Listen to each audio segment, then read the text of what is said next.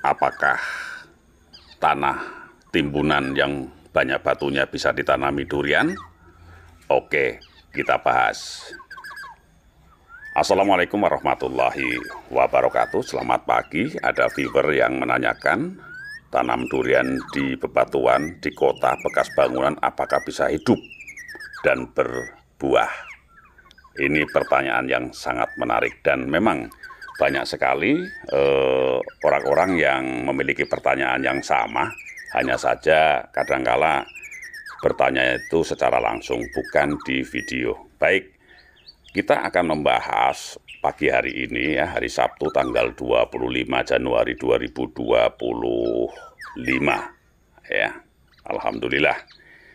Jadi begini, bahwa dimanapun tempat ya, asalkan memenuhi syarat, tentunya bisa ditanami durian.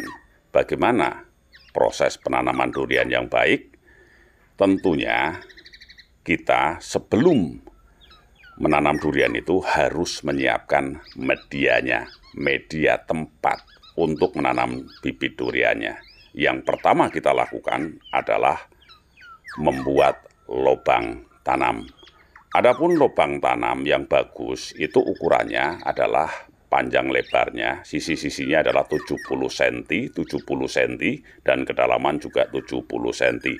Artinya, nah ini bentuknya seperti yang ada di gambar, artinya itu minimal, boleh lebih dari 70 cm, akan lebih bagus lagi ya. Tentunya ini akan menjadi tempat untuk berkembangnya perakaran ya, perakaran bagi bibit durian tersebut. Dikarenakan seperti yang Anda sampaikan bahwa di situ adalah bekas-bekas bangunan atau timbunan yang penuh dengan batu, posisinya di kota, maka alangkah baiknya ketika membuat lubang itu dipisahkan antara tanah ya dengan bebatuan. Bebatuannya itu disingkirkan ya, dipilih, kemudian batunya diambil, dan tanah yang ada itu jangan dimasukkan terlebih dahulu ya. Jangan dimasukkan terlebih dahulu. Nanti tanah-tanah itu akan ditambah dengan pupuk kandang, kompos ya, kemudian dolomit, ditambah lagi untuk menjaga keasaman, ditambah lagi dengan puradan supaya tidak ada uret ya. Nah, disitulah titik awal keberhasilan penanaman. Ketika Anda mau ya memilih, memisahkan antara batu dengan tanah, maka batu ini yang akan menghambat pertumbuhan dari akar durian, akar pohon durian ini, itu bisa dibuang ya. Supaya, kenapa dibuang? Supaya tidak menghambat, tentunya tidak menghambat pertumbuhan dari akar. Kalau akar terhambat, maka pertumbuhan pohon pun ya pasti juga akan terhambat, karena ya namanya akarnya itu tidak bisa ke sana kemari ya, banyak batu, terus kondisinya panas ya. Makanya lubang itu diisi dengan tanah, bisa dicarikan di sekitar tempat Anda ya. Carikan tanah dicampur dengan pupuk kompos ya, diaduk, jangan dimasukkan saat itu juga. Tentunya pupuknya yang pupuk sudah matang. Nah, tentunya pada saat menggali itu ada tanah atas dan tanah bawah ya, itu dipisahkan karena yang dicampur dengan pupuk itu adalah tanah yang atas, sementara tanah yang bawah itu nanti akan dibalik ya. Yang dicampur dengan pupuk dengan tanah atas itu nanti yang akan dijadikan untuk menimbun pertama. Sementara tanah bawah itu akan dijadikan tanah timbun yang paling atas. Nah, gitu ya. Setelah dibuat lubang tanam, maka sebaiknya itu biarkan dulu terkena sinar matahari lubangnya itu ya, lubangnya itu minimal 2 minggu. Boleh lebih ya, agar bakteri-bakteri, hewan-hewan pengganggu, hama-hama pengganggu yang ada di dalam lubang tanam itu mati ya. Setelah sekitar 2 minggu lebih lama lebih bagus, baru tanah atas yang sudah dicampur dengan pupuk kompos tadi dimasukkan sebagai timbunan dasar. Jadi dimasukkan terlebih dahulu, ya. Atau mungkin Anda mengambil tanah dari pekarangan lain, tentunya bisa juga. Ya, intinya itu tanah-tanah itu sudah hilang bebatuannya, ya, batu-batu itu sudah disingkirkan, ya. Dan kemudian timbunkan, dimasukkan ke dalam lubang tanam itu, termasuk pokoknya seluruhnya dibuat menggunung. Nah, seperti yang ada di dalam gambar ini, menggunung. Karena pada saat proses penanaman pohon itu, posisinya diusahakan di atas gunungan itu. Jadi bukan rata dengan tanah, tapi posisinya di atas gunungan, ya. Setelah tanah uruk dimasukkan ke dalam lubang tadi, itu usahakan masih dibiarkan sekitar 1 bulan. Ya, tujuannya agar di dalam tanah betul-betul sudah gembur, pupuknya sudah meresap.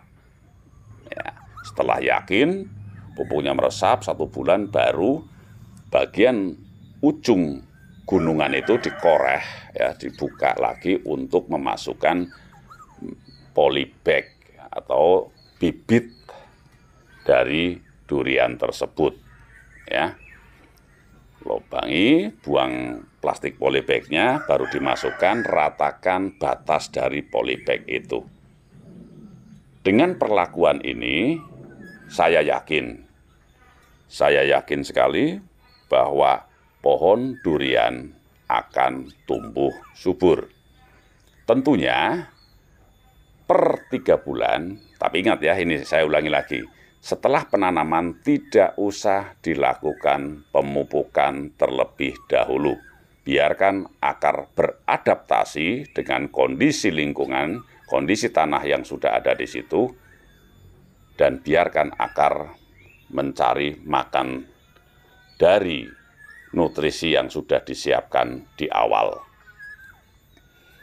3 bulan kemudian, lakukan pemupukan dengan menggunakan NPK biru dan lakukan penyemprotan insektisida dan pupuk daun.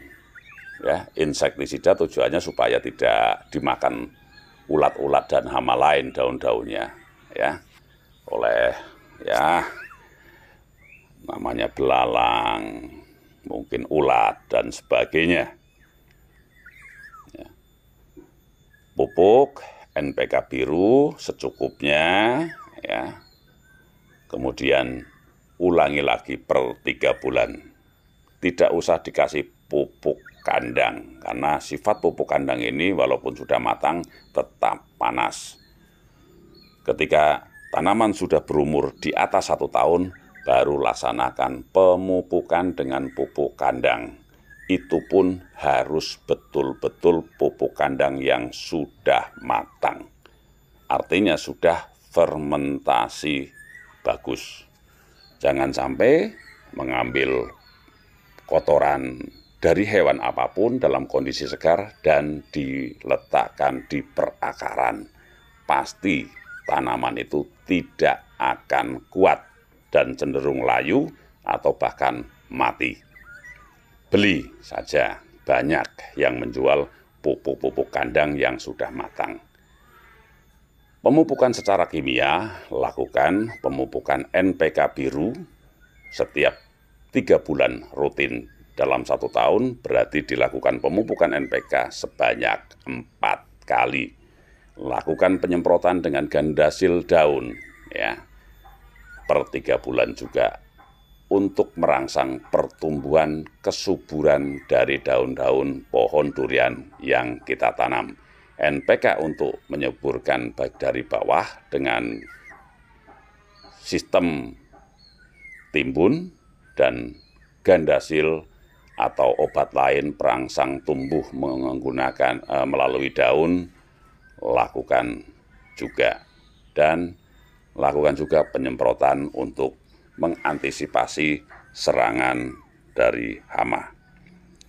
Saya kira jika Anda melakukan hal itu, ya, jika prosedur penanaman bibit durian sudah dilakukan, walaupun di sekitarnya ada bebatuan, tetap akan tumbuh dengan subur bibit durian yang Anda tanam. Dan kalau sudah subur, insya Allah akan berproduksi. Jadi jangan ragu-ragu lagi, lakukan penanaman, banyak tutorial di YouTube, tanya kepada para master, para suhu perdurianan. Ya. Jadi sekali lagi lakukan saja, buat lubang, kasih pupuk, biarkan, kemudian baru cari bibit yang dikehendaki, varietas yang unggulan, lakukan penanaman dan pemupukan serta perawatan. Pasti akan tumbuh dengan maksimal.